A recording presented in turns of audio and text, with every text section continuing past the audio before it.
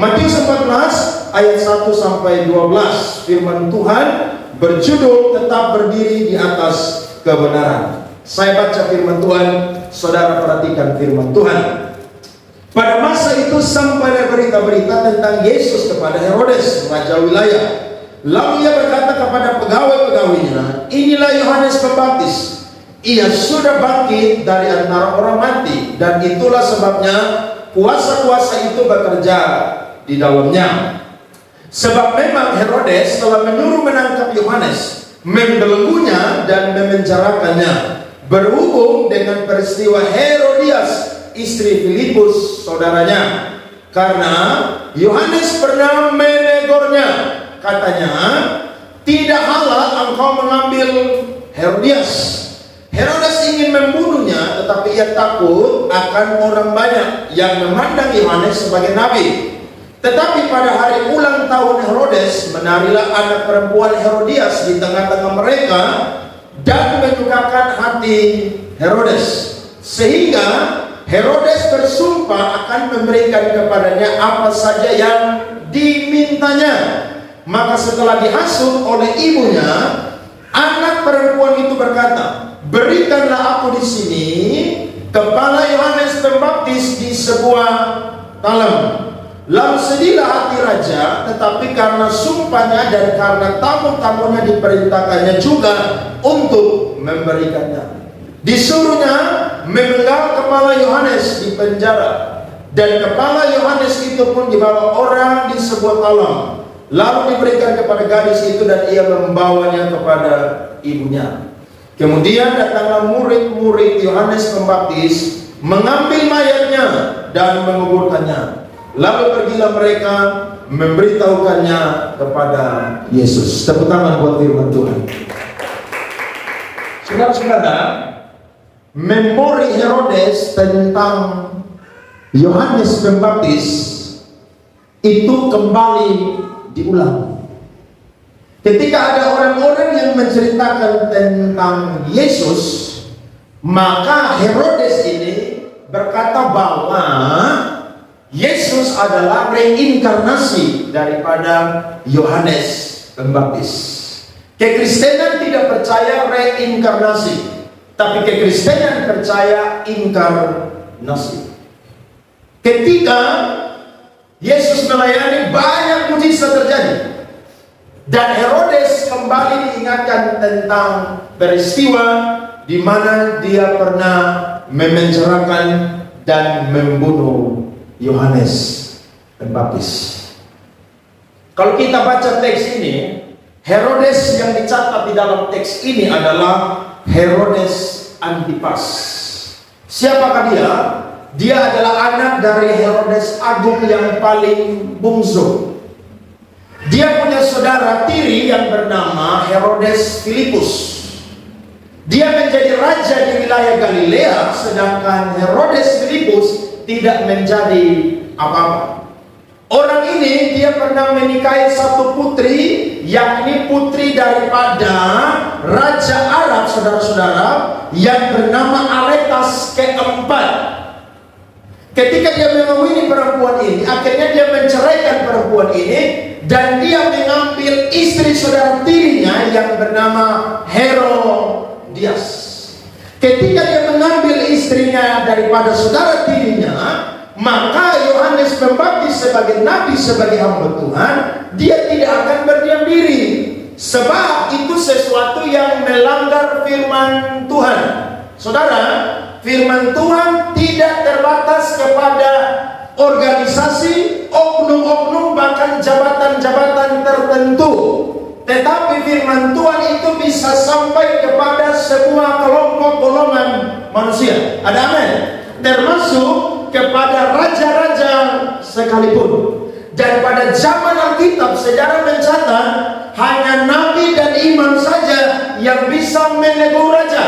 Contohnya dalam perjanjian lama, yang bisa tegur Daud itu cuma Nabi Nathan. Yang bisa tegur Saul itu cuma siapa? Samuel. Selain itu tidak ada. Nah, Yohanes Pembaptis ketika dia melayani, maka dia pun juga menegur Herodes Antipas karena dia sudah mengambil istri saudara tirinya. Jelas ini melanggar firman Tuhan. Mari kita lihat firman Tuhan dalam Imaman pasal 20 ayat 21. Alkitab berkata, bila seorang laki-laki mengambil istri saudaranya, itu suatu kecemaran, karena ia melanggar hak saudaranya laki-laki, dan mereka akan tidak beranak.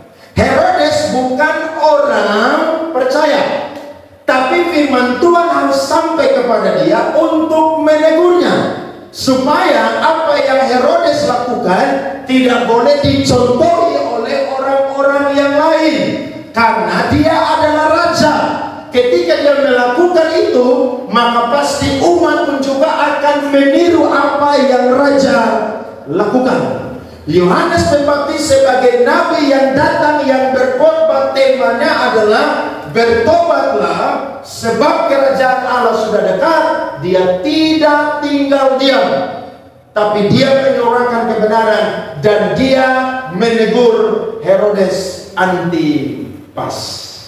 Saudara dan saya perhatikan, firman Tuhan datang kepada semua orang, semua kelompok.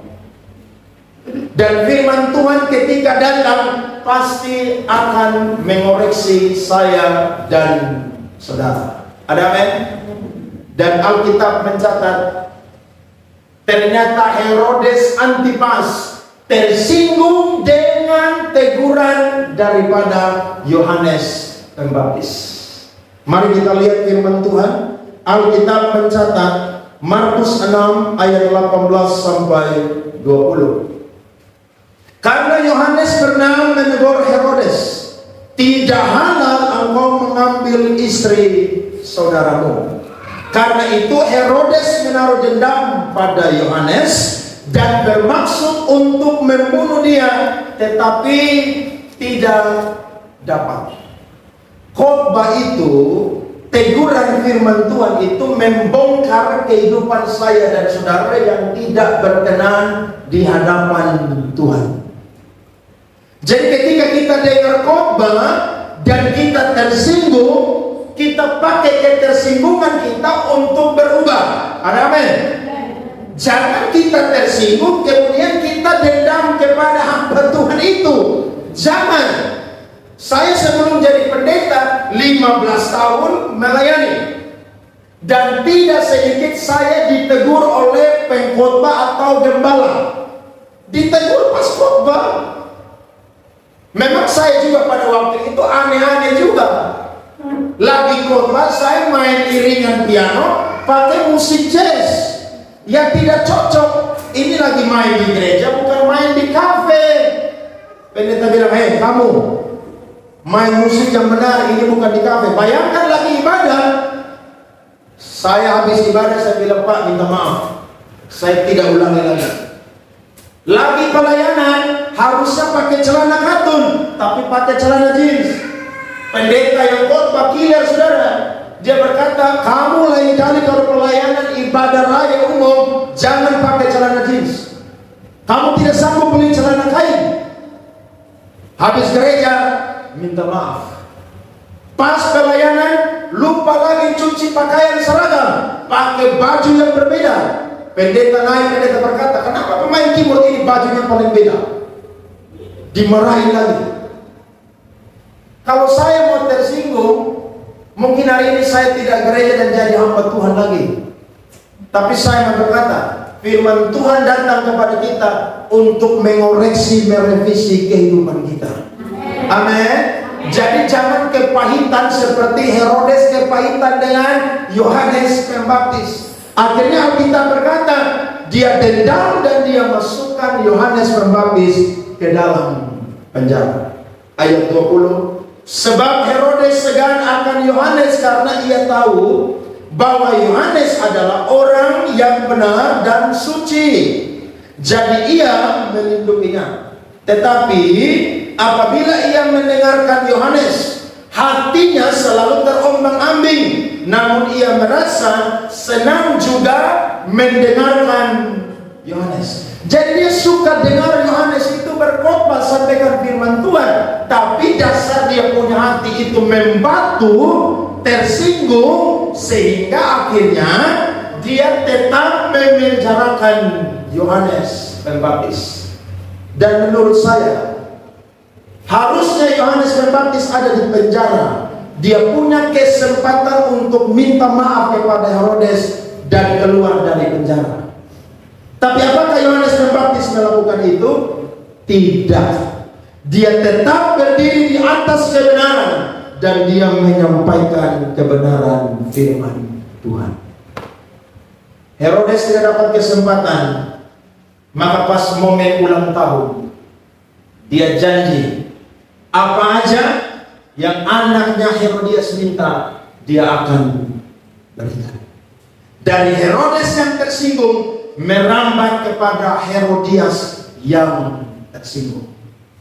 Jadi suami tersinggung merambat kepada istri. Istri tersinggung merambat kepada siapa? Anak. Akhirnya apa?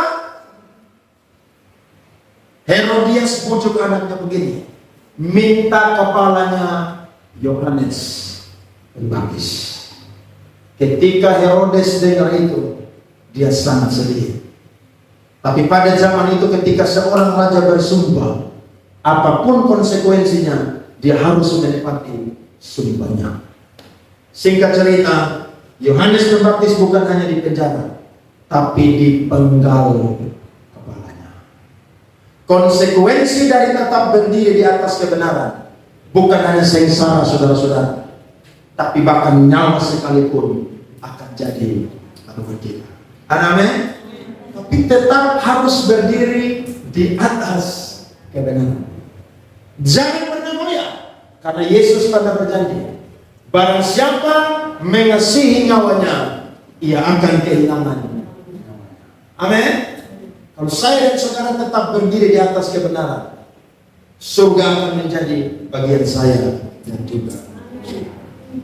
Dan saya catat saudara, mengapa Yohanes Pembaptis tetap berdiri di atas kebenaran, sehingga dia berani menegur Herodes Antipas dan akhirnya mati dibunuh? Jawabannya adalah karena Yohanes Pembaptis sadar bahwa panggilannya adalah untuk memberitakan Injil. Mari sama-sama katakan, pegang dada kita, sama-sama katakan 1, 2, 3. Panggilan kita adalah memberitakan Injil. Sekali lagi lebih keras, 1, 2, 3. Panggilan kita adalah memberitakan Injil. Saya catat ada 4 manfaat Injil atau firman Tuhan. 2 Timotius pasal 3 ayatnya yang ke-16. Yang pertama adalah firman Tuhan punya manfaat untuk mengajar atau memberi pengajaran yang benar. Kita boleh baca buku, boleh baca berita-berita di media sosial, boleh baca majalah-majalah, tapi ingat ada satu buku yang mampu merubah kehidupan kita, yakni kitab suci orang Kristen yang bernama Alkitab. Pada zaman itu baru ada tulisan-tulisan perjanjian lama dan beberapa kitab, sehingga tidak komplit seperti saya dan saudara punya. Tapi puji Tuhan, sekarang kita punya 66 kitab, sehingga kita bisa membaca setiap hari dan firman Tuhan akan mengajari kita kebenaran. Yakobus pernah berkata bahwa firman Tuhan itu seperti cermin. Cermin itu ketika kita lihat, maka cermin akan berbicara sekalipun tanpa suara. Betul atau tidak? Cermin akan berkata bahwa alismu belum dirapikan. Cermin akan berkata lipstikmu terlalu berlebihan. Cermin akan berkata bajumu belum rapi. Cermin akan berkata bahwa penampilanmu kayaknya kurang pas pakai pakaian ini. Nah, kalau cermin aja tanpa suara berbicara dan kita mau untuk diajar dan berubah, maka firman Tuhan pun juga harus bisa mengajari kita, sehingga saya dan saudara bisa ada di dalam kebenaran. Saudara baca semua buku, bagus. Tapi buku itu tidak akan pernah bisa rubah saya dan saudara punya kehidupan. Hanya Alkitab saja yang mutlak merubah kehidupan saya dan juga saudara. Ada amin? Saudara masih semangat baca Alkitab 1 hari 2 pasal? Masih punya waktu? Masih. Perhatikan, ketika tantangan badai datang, yang bisa tolong kita cuma firman Tuhan. Alkitab berkata, akan tiba waktunya terjadi kelaparan. Bukan karena akan makanan dan minuman, tapi akan apa? Mendengarkan firman Tuhan. Selama masih bisa saudara dan saya dengar firman dan baca Alkitab, maka pakai Alkitab kita untuk menjadi pedoman dalam kehidupan kita setiap hari. Ada amin? Ada seorang teolog bernama John Piper. Terkenal sekali dia. Dia pernah berkata bahwa zaman yang secanggih ini hari ini, tidak ada alasan lagi bagi orang Kristen untuk tidak baca Alkitab. Sebab Alkitab bisa di-download oleh handphone kita dan bisa dibaca dimanapun juga. Ada amin? Saudara lebih banyak baca WA, story orang, media sosial, atau ada waktu untuk baca firman Tuhan? Harus baca firman Tuhan. Saya khotbah 3 minggu yang lalu, saya kirim video di sini. Saya bicara tentang Timotius. Paulus berkata kepada Timotius, engkau sejak kecil sudah mengenal kitab suci. Dari mana dia bisa mengenal kitab suci? Dari neneknya yang bernama Lois dan ibunya yang bernama Eunike. Makanya ibu-ibu di sini selalu punya waktu untuk baca firman, supaya ketika baca firman bisa ngajak anak baca firman. Ada amin?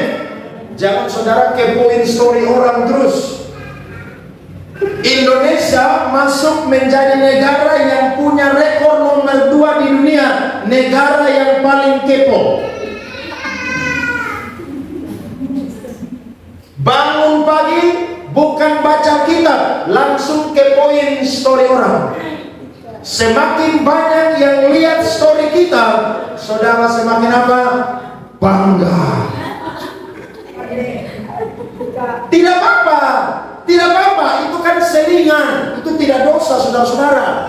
Tapi jangan lupa baca firman Tuhan. Karena manfaat yang pertama adalah mengajar kita untuk mengenal kebenaran. Lihat Amsal 1 ayat 1 sampai 7. Firman Tuhan berkata kepada kita, perhatikan firman Tuhan. Amsal-amsal Salomo bin Daud, Raja Israel, untuk mengetahui hikmat dan didikan, untuk mengerti kata-kata yang bermakna, untuk menerima didikan yang menjadikan pandai, serta kebenaran, keadilan, dan kejujuran. Baca sama-sama ayat 4. Untuk memberikan kecerdasan kepada orang yang tak berpengalaman, dan pengetahuan serta kebijaksanaan kepada orang muda. Baiklah orang bijak mendengar dan menambah ilmu, dan baiklah orang yang berpengertian memperoleh bahan pertimbangan untuk mengerti amsal dan ibarat, perkataan dan teka-teki orang bijak. Takut akan Tuhan adalah permulaan pengetahuan, tetapi orang bodoh menghina hikmat dan didikan. Lihat tuh, manfaat baca Amsal banyak sekali kan? Makanya saya dorong tiap hari, 1 hari baca Amsal 1 pasal. Mumpung 31 pasal, berarti 1 hari baca 1 pasal. Berat atau ringan? Saya yakin kalau awal pasti berat. Kita semua pernah ada di posisi itu. Ketika baca baru 1 dan 2 ayat, langsung ngantuk dan tidur nyenyak. Saudara bangun pagi hari, saudara sedang berlutut menyembah. tapi bukan berdoa tapi sedang apa? Tidur. Semua pernah? Saya juga pernah. Tapi ketika itu dibiasakan, maka saya dan saudara menjadikan baca Alkitab sebagai kebenaran itu gaya hidup. Dan Tuhan mau saya dan saudara mendapatkan manfaat dari firman Tuhan yang pertama, yakni memberikan pengajaran yang benar kepada kita. Sekarang banyak anak-anak sibuk les. Banyak sekali. Saya tanya murid-murid les saya, les apa kamu? Les bahasa Inggris. Les apa lagi? Matematika. Les apa lagi? Sempoa. Les apa lagi? Banyak sekali. Saya tanya, kamu baca Alkitab atau tidak? Tidak, mister. Saya sekolah minggu aja. Setelah pulang, ya udah. Firman Tuhan tidak boleh hanya dibaca di hari Minggu saja. Tapi Senin sampai Sabtu, pakailah Alkitab untuk menjadi pedoman bagi kehidupan kita. Ada amin? Makanya tidak heran ada banyak pejabat yang pintar, tapi jadi apa? Mafia. Orang Kristen dulu les matematika, fisika, kimia, besar jadi apa? Mafia. Karena tidak pernah baca Alkitab. Harusnya setiap hari baca Alkitab. Saya dorong jemaat KPC adalah jemaat yang cinta akan firman Tuhan. Amin. Saya percaya kita akan maju di dalam Tuhan, karena Alkitab menjadi pengajaran, menjadi pedoman bagi saya dan saudara. Yang kedua manfaatnya adalah untuk menyatakan kesalahan atau menelanjangi ajaran sesat. Ternyata kalau saya dan saudara mau tahu ajaran itu benar atau sesat, maka kita ceknya harus pakai Alkitab. Ingat, segala sesuatu kita harus izinkan Alkitab untuk menguji, Alkitab untuk mencocokkan, bahkan Alkitab untuk menghakimi. Karena kadang-kadang pengalaman kita bertolak belakang dengan apa kata Alkitab. Saudara jangan main-main dengan Alkitab. Alkitab itu sudah selesai dikanonisasi. Tidak boleh ada tambah, tidak boleh ada mengurangi. Semuanya lengkap. 66 kitab yang berisi 1118 pasal. Banyak sekali. Dan tidak boleh ada satu orang pun yang menambahkan, bahkan menghilangkan firman Tuhan. Jadi kalau kita mau tahu ajaran yang benar dan salah, ceknya pakai Alkitab. Orang kerja di bank itu tidak disuruh pegang uang palsu, tidak. Tapi setiap hari disuruh pegang uang yang asli. Kenapa? Karena ketika nanti dia jadi CS atau dia jadi teller, orang datang simpan uang, dia akan pegang uang itu dan dia akan tahu ini uang palsu atau uang yang asli.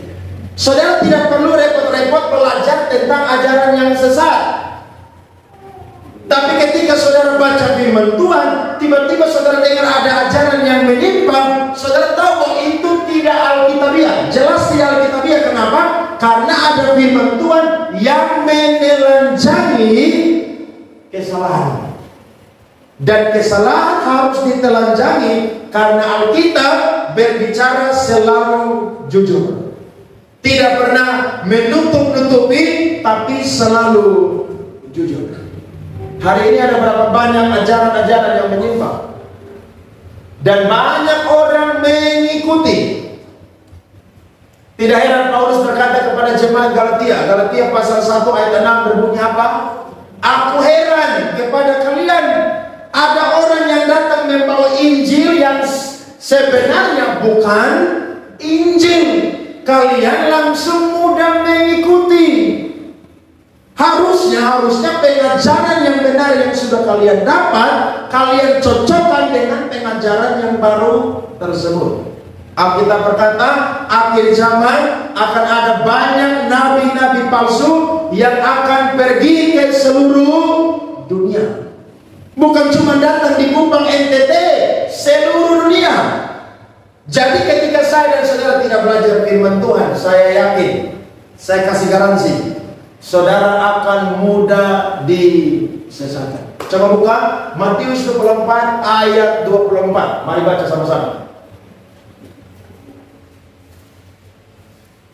Matius 24 ayat 24. 1, 2, 3. Sebab Mesias palsu dan nabi-nabi palsu akan muncul dan mereka akan mengadakan tanda-tanda yang dahsyat dan mujizat-mujizat, sehingga sekiranya mungkin mereka menyesatkan orang-orang pilihan juga. Alias apa? Orang-orang yang sudah dipredestinasi, sudah ditentukan, tapi karena mereka salah menggunakan free will atau kehendak bebas mereka, maka mereka pun juga mudah disesatkan. Ada amin? Hati-hati. Saya dorong kita sekali lagi, ayo baca firman Tuhan.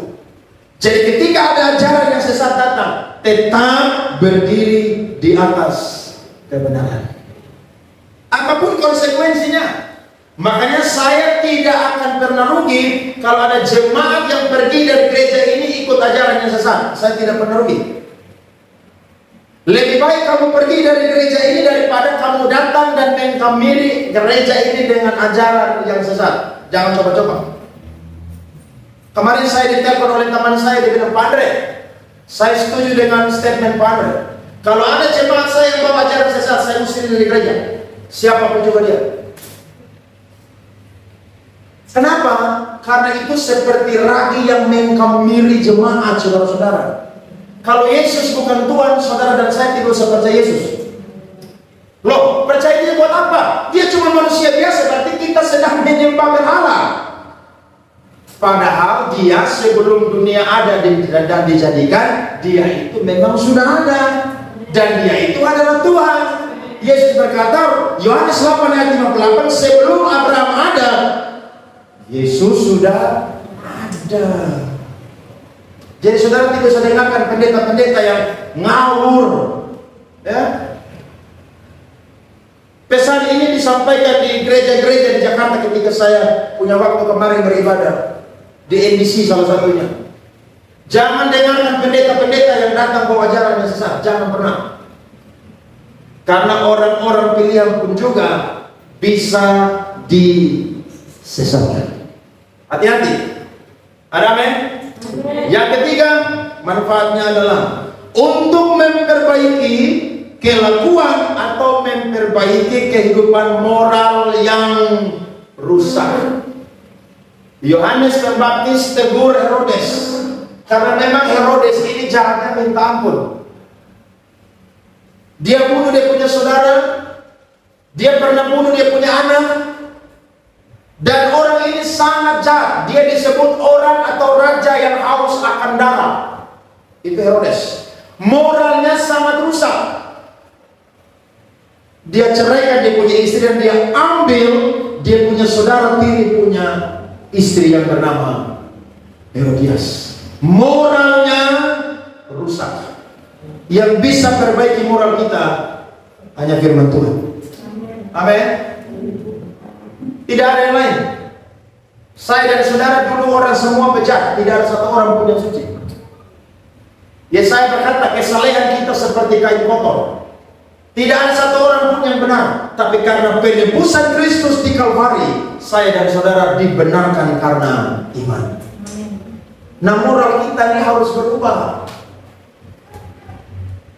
Perbuatan-perbuatan daging itu harus dimatikan, Alkitab berkata.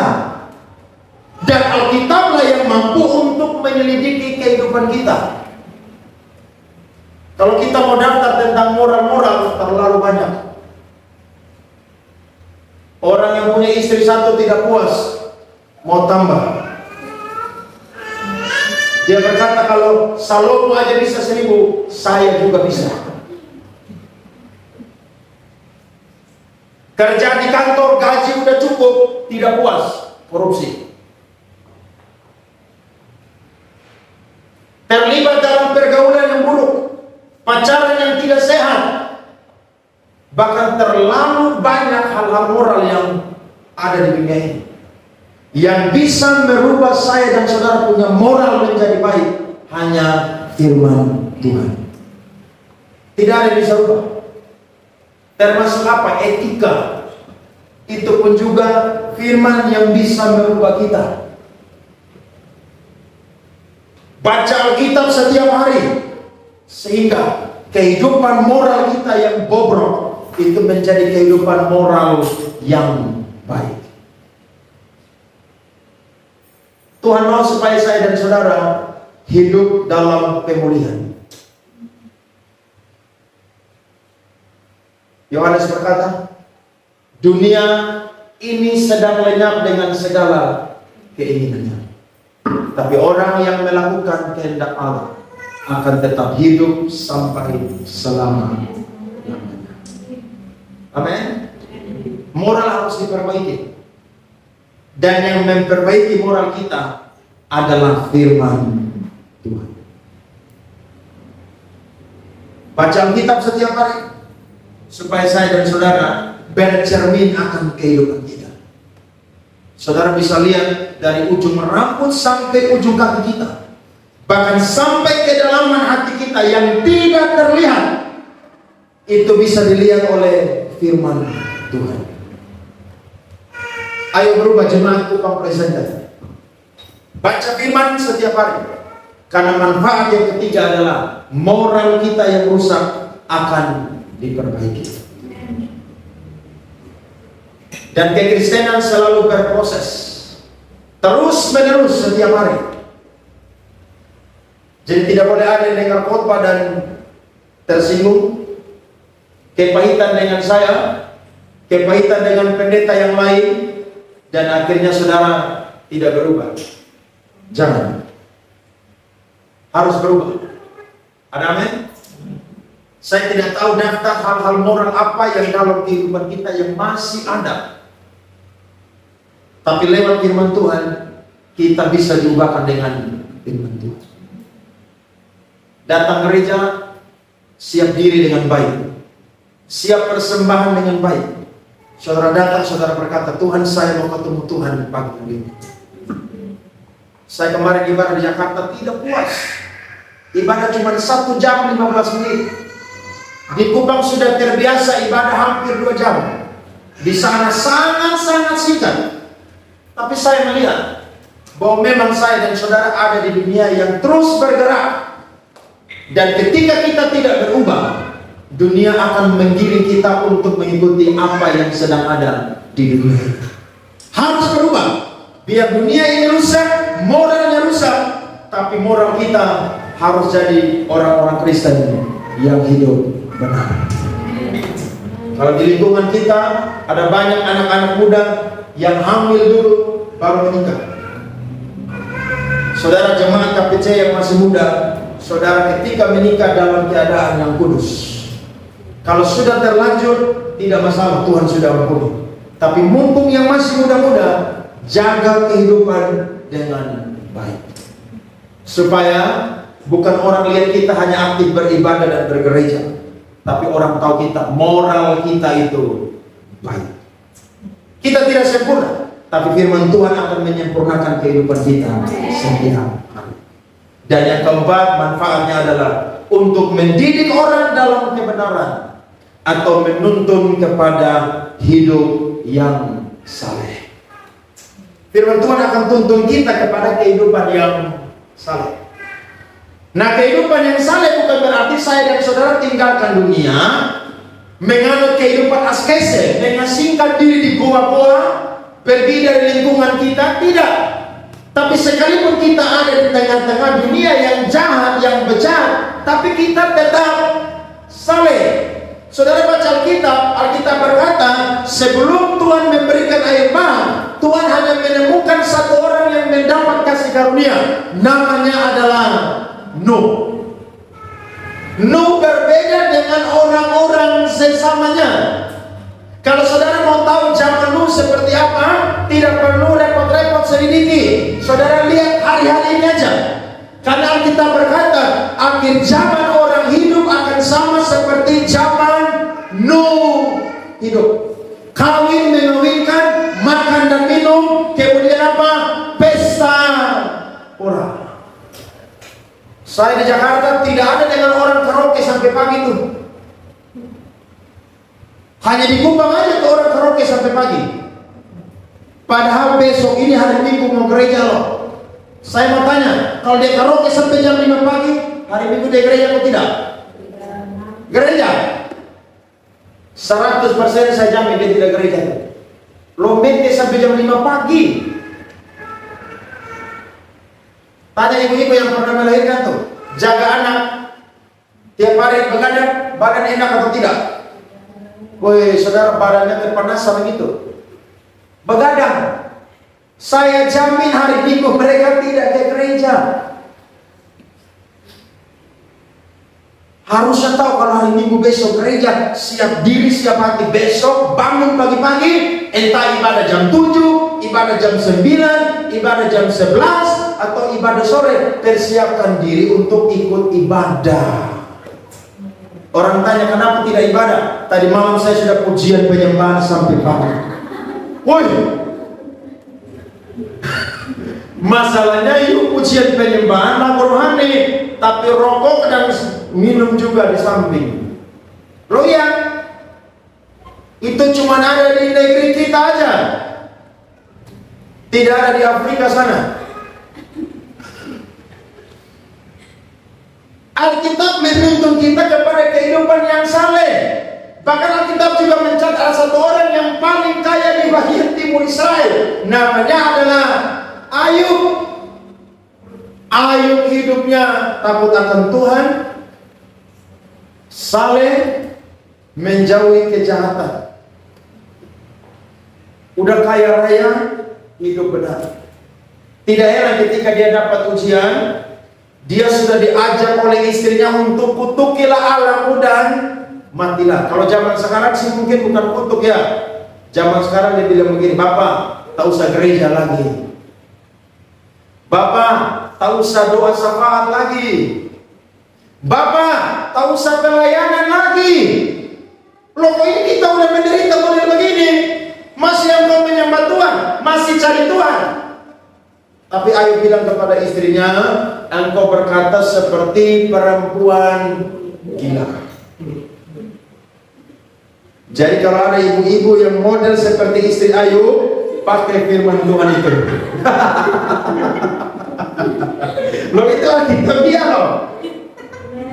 Ayub bilang begini, Mama, masa kita hanya mau menerima yang baik dari Tuhan, sedangkan yang tidak baik kita tidak mau menerima? Mengapa Ayub begitu kuat? Karena ada firman, data-data Alkitab Perjanjian Lama yang Ayub itu tahu. Sehingga ketika keadaan tidak menyenangkan sekalipun, dia tetap belajar mengucap syukur kepada Tuhan.